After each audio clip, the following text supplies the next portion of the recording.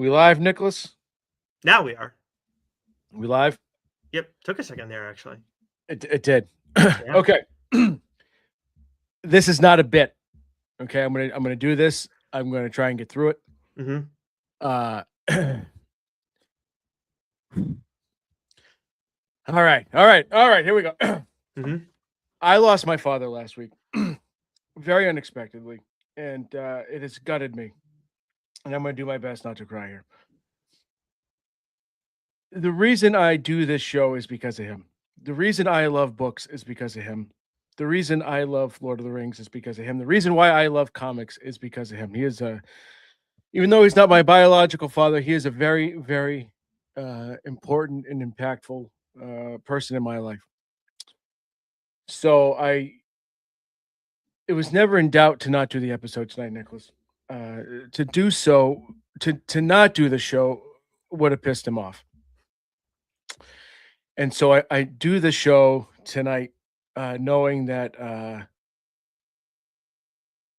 that it'll make him happy, and it'll hopefully be a wonderful distraction.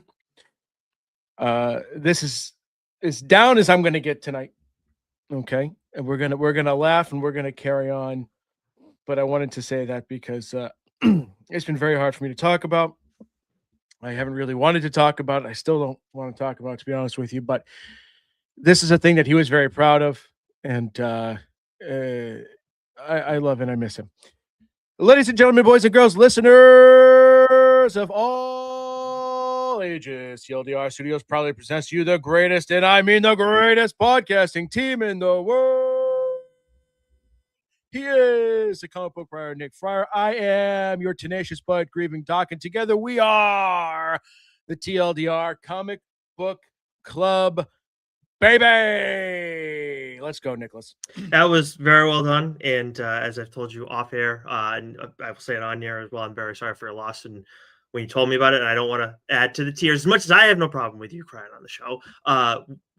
When you told me the news, I very much remembered the thing that you told me where he was very proud of you when we got that news about the first quote on the book cover and everything. And there's a lot of stuff you just said that I wasn't aware of, and now it all like fully adds up.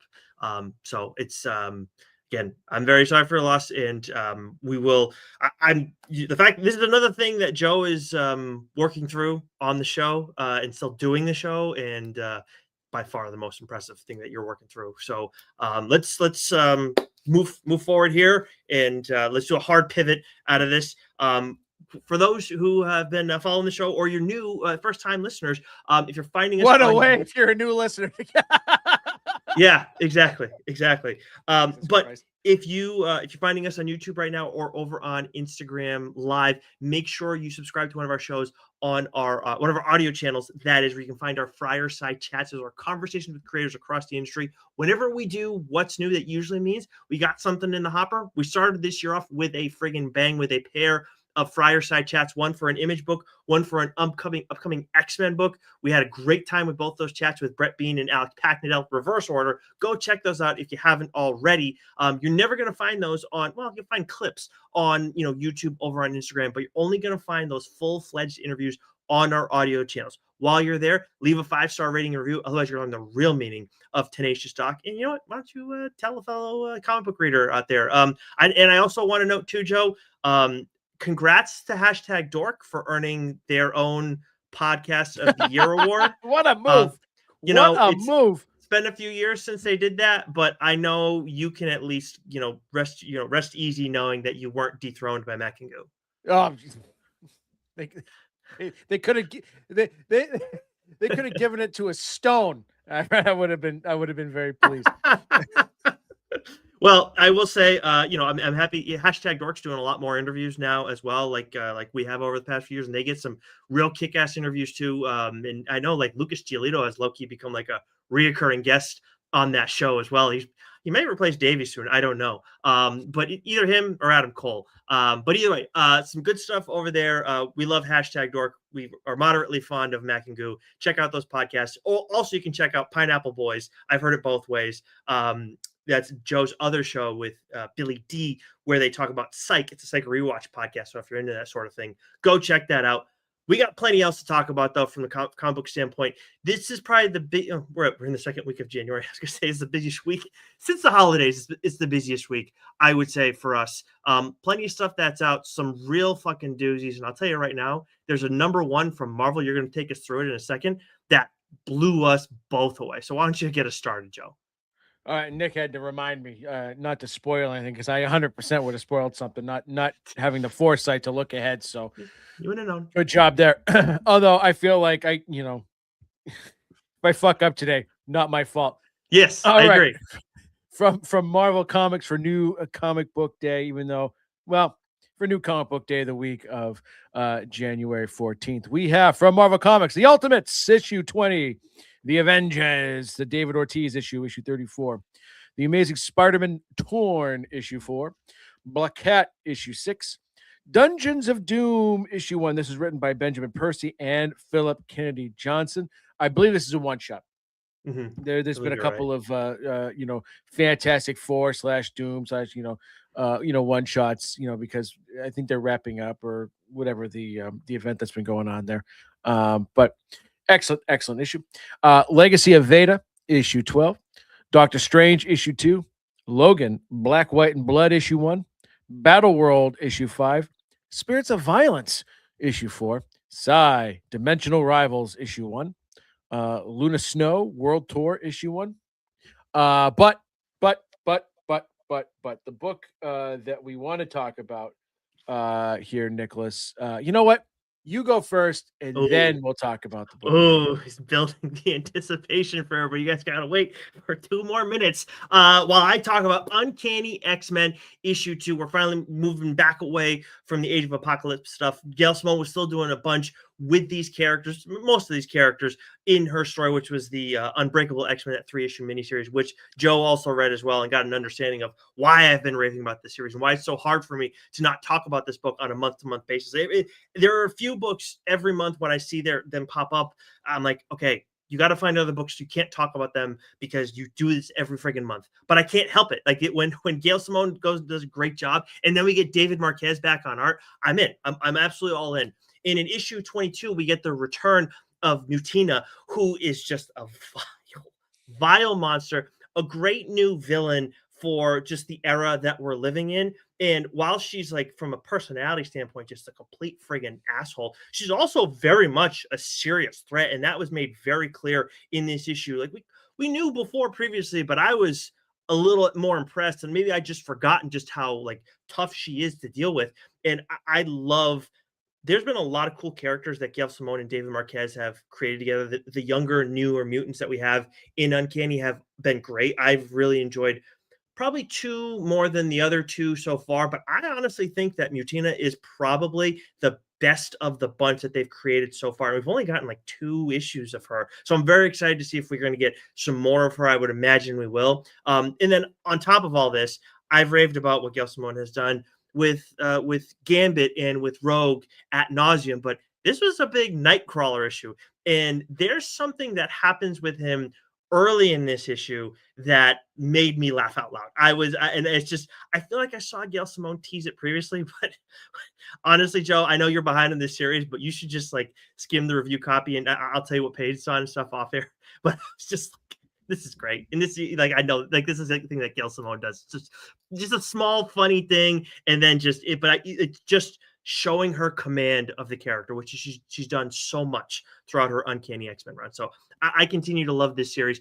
But I will say, this is not the book of the week from Marvel, at least. And I'd argue that the #1 we're going to talk about is up there for book of the week. Why don't you lead us off? Well, whenever you said Mutina, it just made me think of Mutina Navratilova. Mutant. It's a hell of a tennis player. Yeah. I know. The book that I think really, knocked our socks off this week was Null, issue 1, written by Al Ewing and Tom Waltz, with art by Juan and Ramirez. And so I was like, I wasn't, it's it's been a couple of days, Nicholas. So, sure. And by the time we got the Marvel copies, it's like, okay, well, I definitely want to read Dungeons of Doom because it's Percy, and I've been kind of staying, steady with that. But I was like, am I gonna read Null? And then I was like, I fucking love Null, right? And he's such a badass villain. So okay, I'm definitely gonna give it a go because it was busier than it's been, release wise, but not so heavy. And man, I'm so glad I did. Right, so this book ripped. Right, I mean, it was just. I think the thing I loved about it, and I mentioned this to you earlier, is that it's harkening back to the King in Black, um, event that went on a few years ago, right? When Venom and Null, was at it, like it was at its peak with Donny Cates and Ryan Stegman and all those guys just and it really tied like it was a pretty big event, right? And so what I loved about it is that we've gotten Null and drips and drabs, over the past few years. But what was great was that this first issue, like the first half of it, or a good chunk of it, served as sort of like this great recap for King in Black, right? So, like, if you're new to the series, right, if you're new to Null, and you didn't read King in Black, or the event in its entirety, that's okay, right? Because what Waltz and Ewing do is they sort of like just through storytelling and bits of dialogue and bits of narration, right? You get a really solid recap of what that event was. And you really see Null go through some shit in this issue. And there's a couple of really significant jaw-dropping moments, right? And the choice of characters, choice of villains being used outside of Null will really blow your doors off. So like Juan and Ramirez art's absolutely fantastic, Yeah. and like I said, I love the fact that you just didn't give you a King in Black recap in a paragraph at the beginning of the book, like they do like in the title credits and stuff. So I love that bit of storytelling. The pacing was fantastic. This is a story you're gonna want to read. Like I said, if you love like Spider-Man, Carnage, if you kind of got on the Null train after the latest he was in the latest Venom movie, right? Yeah. Right. Yeah, right. So if that's your introduction to Null, and you like grab this, read it. It's really gonna make you like get a better sense of that character. And if been a long time fan, right, then you're gonna pick this up, and it's gonna feel like you never left the King in Black. So excellent stuff. Yeah, on the one in Ramirez note, there's a Oh, couple cool things they did, but there is one image in particular that is just like, holy shit! It was there in so many ways. This was an awesome issue. Like we don't, I feel like we don't often say that Marvel like had the book of the week or DC necessarily either, just because we're a little bit tougher on them, and I think deservedly so. But I feel very comfortable in saying that because similarly, where you're like hemming and hawing, like, do I want to check it out?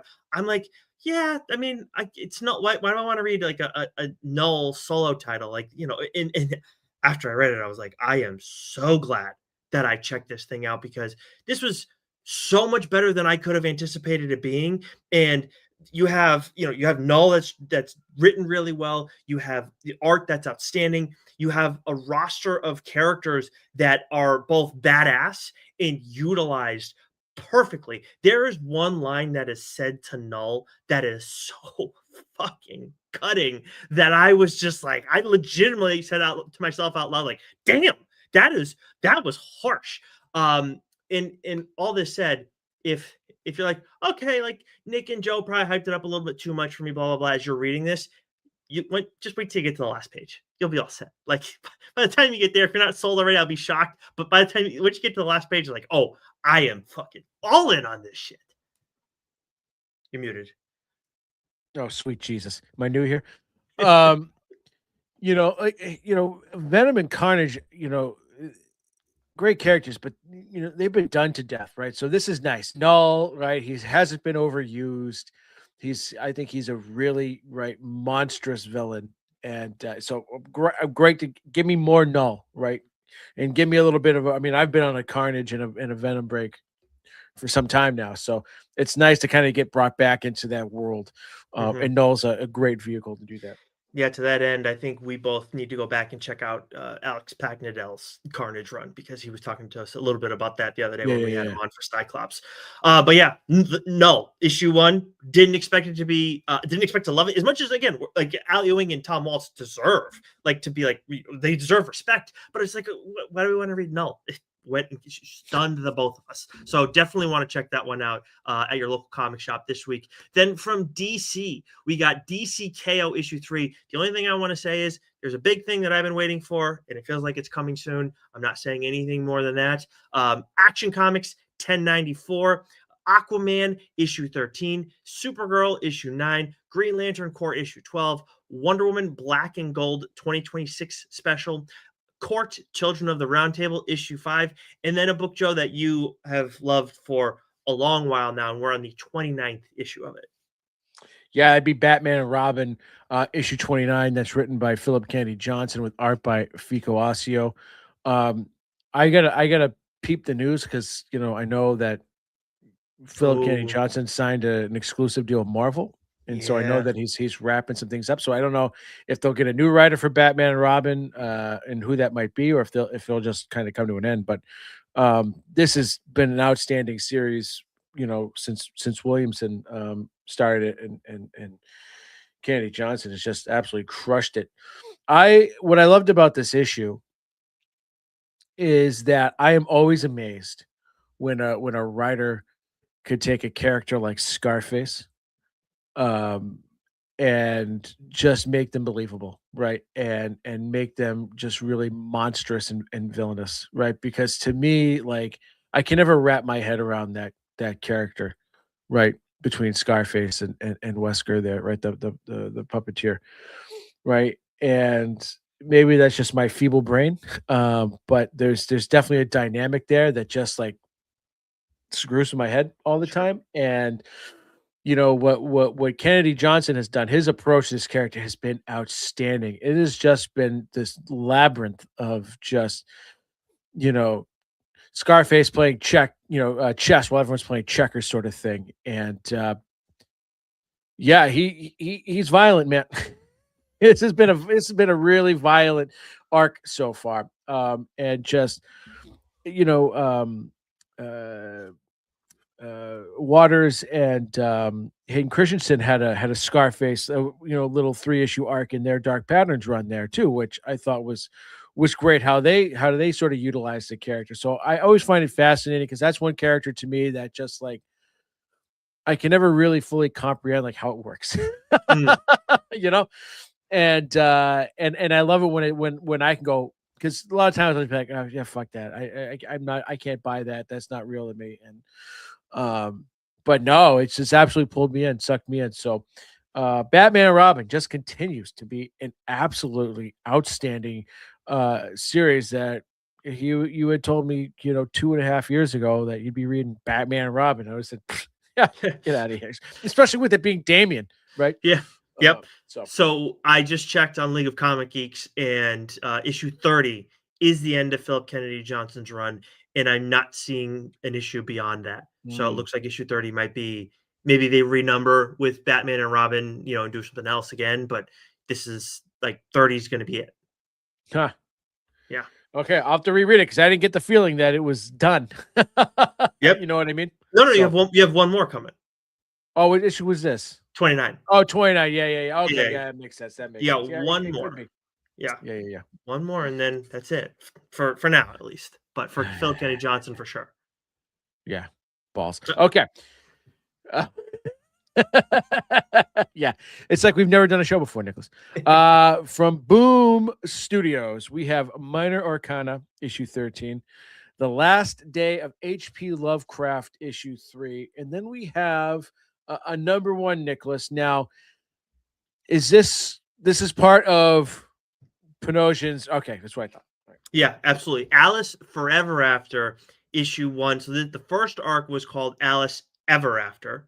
Then we got Alice Never After as the second arc. The third one is going to be Alice Forever After. Of course, all this at Boom Studios. Dan Panosian is the writer on the series. He's been doing art.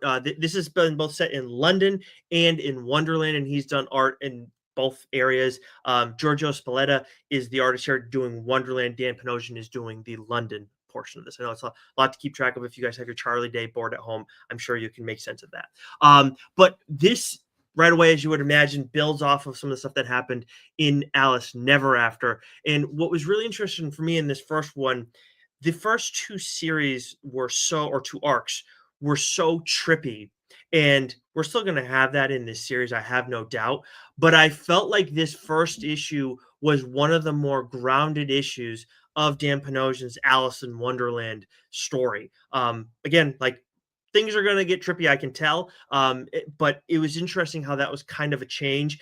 And that's allowing some other machinations to kind of like take place, kind of flip the script on a few different things that have been going on throughout the series. And there's one thing, speaking of like what's like the grounded portion of this, there's something that's going on with Alice's dad, who's just the worst, the absolute worst character and all. Like Dan's done a great job with the character, but he is a total piece of shit. And there's something that he's done here that I'm really excited to see how that's going to develop over the course of this arc as we, begin the final arc of Dan's, 3-arc story with Alice in Wonderland. Awesome. Yeah, I was like, oh, I'm going to read this. Looks awesome. I go, wait, no, I got a feeling, right, that Yeah. so I gotta read them all, right? And because I've wanted to read the first series. I remember when it first came out, and Mhm. you snaked it, and you've done it on the I did. show, I believe, right? So I gotta go back, and I gotta read this. I think I'll wait, right? Obviously, I'll wait, and I'll just Yeah. bang them like all out together, right? Yeah. Because this is just from everything you've said, an absolute excellent series by our It's guy Dan. We love Dan. Yes, it's trippy as shit. You're gonna love his like I I enjoy his art both in I enjoy Dan's art all the time, and Georgia Split does a great job. The Dan did the art in Wonderland in the first arc, I think, and you're just gonna be like, this is the only way Alice in Wonderland should ever be illustrated. It's so fucking good. He does such a good job, obviously. But anyways, moving on. From Dark Horse this week, we got He-Man in the Masters of the Universe issue 3, Cyberpunk issue 2077, Cyberpunk 2077 Chrome issue 1. I can't. If I'm going to get one thing right, Joe, that's a surprise. I'm going to get the other thing wrong. Tomb Raider Sacred Artifacts issue 1. We got some Tomb Raider comics. I wanted to read this. There's been this recent surge because I think it was recently announced that they're sort of remaking the first Tomb Raider game. Updating it, so it Oh, won't be like a shot for shot remake, but it'll be like mostly. Obviously it will be. It'll be updated graphics and the things like that, but it will, I think, be the same story, just modernized a bit. So like that's got me a little geeked up because I remember playing the first Tomb Raider, and that like game blew my fucking mind. this was a game first, right?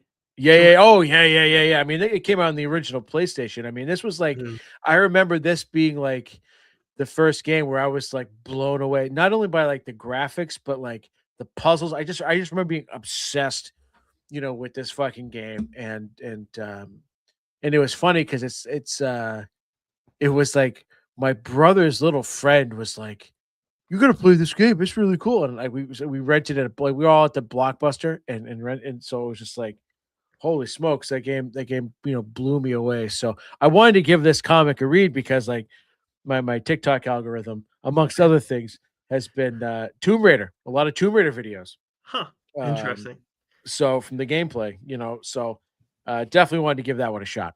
That's all you, because I actually, so I never owned a PlayStation in my life. I went from Nintendo 64 to Xbox, and then I've just been Xbox since. Not that I play much anymore, but I don't even remember the Tomb Raider movies all that much. I see. I've never seen the movies, but I feel like I've but seen the part of but one the at first least. the first two games were excellent. Yeah, so I'd be very curious what you think of this first issue. We can circle back on that, maybe next week or another time. But the last thing from Dark Horse this week is Captain Henry in the Graveyard of Time, issue 3. All right, from Mad Cave Studios, we have our Soot Stained Heart issue 2, Circus Maximus issue 3. This series just kind of keeps getting better and better. I'm enjoying the hell out of it. Where Does the Rainbow End issue 1. And then there's two other books I want to talk about. briefly before I dive into the other one here. Mary Shelley, The Eternal Dream. Now, this is a trade paperback, and this was originally released in 2021 in Europe. I couldn't find out exactly where in Europe. It looked like maybe Germany, but definitely over in Europe. It was then digitally released on Comixology in 2023, but is now in print form. It's written by now it could be Italian, right? Because I'm looking at the names: Alessandro Di Virgilio and art by Manuela uh, Santoni. And I got to tell you, so like this was a very interesting book, right? Because I didn't know it was a trade paperback until I'm scrolling. I'm like, oh, there's like 130 pages here, or whatever. Mm. And so I was intrigued by it because it's Mary Shelley, and so what this trade paperback is, it's a sort of a fictionalized, um, sort of early biography of the writer Mary Shelley, who wrote uh, Frankenstein, and it's sort of narrated through the perspective of the monster, and just gives you this sort of really kind of cool fictionalized sort of how Mary Shelley kind of grew up, and it's not traditionally the type of comic I would read, but I was very fascinated by the art because again, that's the other thing is the art style. It's very gothic. It's very sort of simple, but there was this aesthetic to me that just screamed like independent European comic book, right? And that's exactly what it is. And that in and of itself sort of drew me in. And I just sort of got sucked into this sort of somewhat melancholy kind of story. And I was just very fascinated by it. And I really suggest checking it out. It's Hmm. even though it's a trade paperback, it reads really quickly. Because it's not a lot, it's not bogged down by dialogue or narration, and the art is again, it's off the beaten path for us, but I think you might enjoy it. So I wanted to mention that because this is the type of book where you might see it on the shelf, you might flip through it, you might see the art, and you might go, and then move on, right? Th- This is like what TLDR is all about, right? Ooh. Is checking out a book like this, right? Because it is different. It is something that you wouldn't necessarily, I think, gravitate towards. Um, but I think you'll read it and you'll go, that I felt something there, right? Like that was like it's just one of those things where you just read it and you go, I can really appreciate that. That was fantastic. Okay. I need to check this out. I'm in. You've sold me on this Yeah, one. 100%. yeah, Nice. and it's also one I think your old lady might like. Oh, We okay. talked about this, you know, pre-show, and we had this discussion about character-driven books versus sort of maybe plot-driven, or this is very much character-driven. I think this is just hit me. Mm, This might be one that she might like. interesting. Um, so unintended deep dive there, but Mary Shelley, The Eternal Dream. Check it out. But the book I really want to dive deep into is from our friend Ryan Parrott, and that is It Killed Everyone But Me, with art by Letizia Kodanichi. And this has just been an absolute wild series, right? Right from the beginning. We had Ryan on to talk about it, right? Mhm.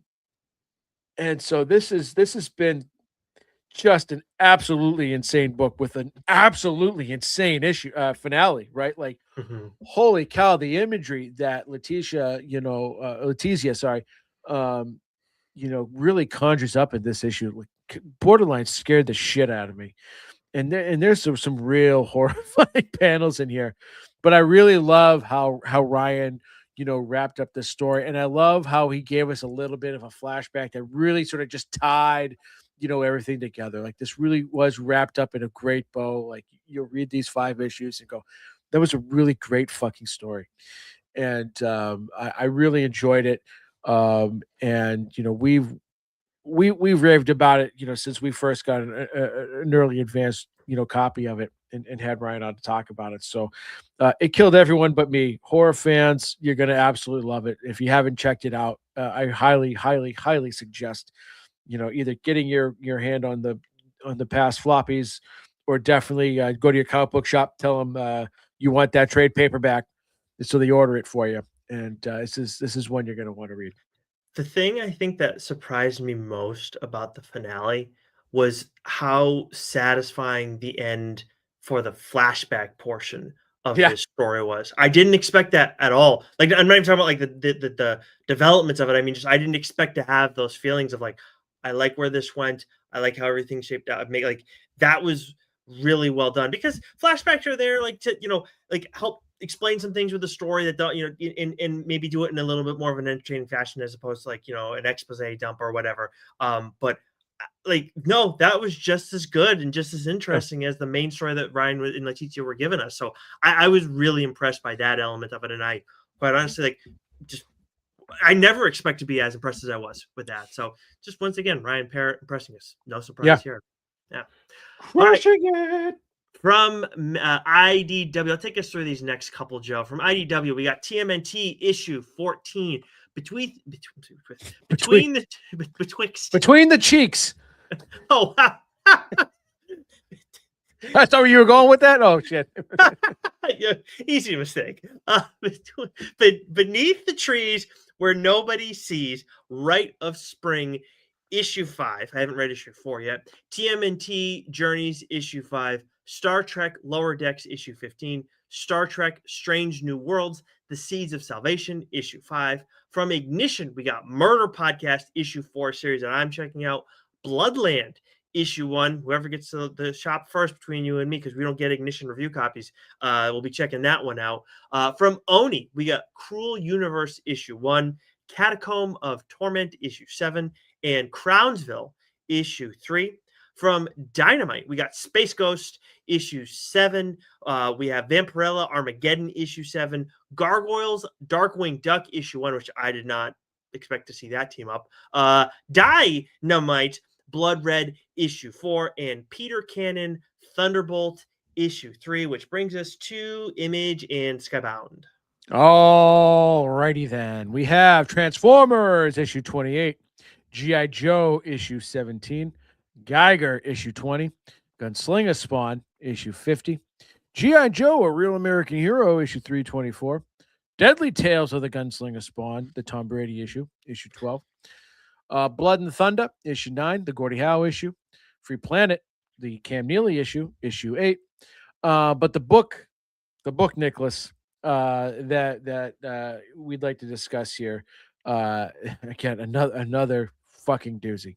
Mm-hmm. Yep, that is Die Loaded issue 3 by friend of the show, Kieran Gillen and Stephanie Hans. Safe to say, very, very confidently say, we are 3 for 3 in our return to Die.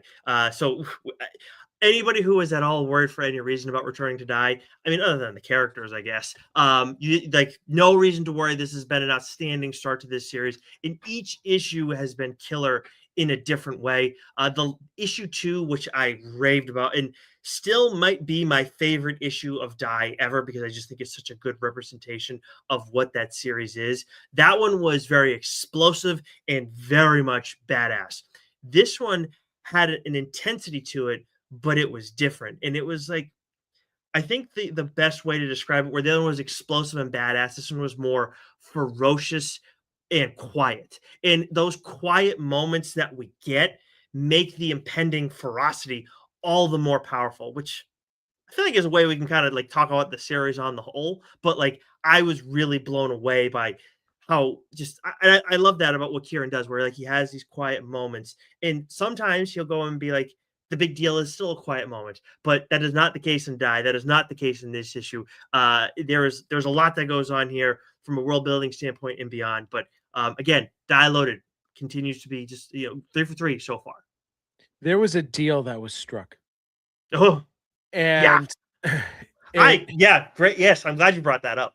And from one character's point of view, it doesn't seem like a big deal. I can't wait to find out. Yeah, it really is a big. You know what I mean? Because you know that's just not a throwaway thing. It's never just a throwaway thing with Kieran. And so there's this character makes a deal, and they're like, I don't really get what the big deal is. Oh yeah, sure, why not? Well, we're gonna find out, and I can tell you right now, it'll alter the trajectory of the series. or at least for this particular arc, or whatever arc that it comes back, Yep. because it's just not no. It's like that trope. Oh, it seems too easy, right? Well, Yeah. it's never that easy. Yeah. And this was another issue too, where I think there was a bit of catharsis, in it, especially, from one character, in it. Hmm. And maybe catharsis is the wrong word, but there's a very impactful moment where the character goes, "Oh shit." Maybe, just maybe. But it hits you like a ton of bricks, right? Yeah. And so you kind of like you really kind of feel for that character. So like, man, we haven't even been introduced to everyone yet. And I No. already feel like I've been in die loaded for 12 issues. Yep, 100%. And per usual, like die loaded. There's loaded die, but also this series is fucking loaded. It has been so heavy from the jump, and yeah, it's one of the best series in comics. It's one of our both of us one of our favorite Image Comics titles of all time. So to have it back, it's just and have it click on all cylinders is just a great surprise that we didn't expect in 2025, and we're gonna get more of it in 2026, and hopefully 2027, but who the fuck knows with Kieran, because he already knows when this series is gonna fucking end. But anyways, that is gonna do it for us this week. Reminder for everybody: if you are not subscribed to one of our audio channels already, please do so, because that's where you're gonna find our Friar side chats, and all of our episodes are gonna be uploaded there as well, delivered right to your listening device. You don't have to seek out the show on a week-to-week basis. Just subscribe wherever you listen to podcasts, and then you will get the audio as it drops. It's always at midnight on a specific day, but Fireside chats, they come and go. We never know when they're gonna we can't tell you when they're gonna happen, because we never know when they're gonna fucking happen. So keep your peepers popped, subscribe to the show, leave a 5-star rating review, and until next week, Joe. Don't we know when they're gonna happen though? Don't we? Part of our thing. Keep reading. Yeah. There we go.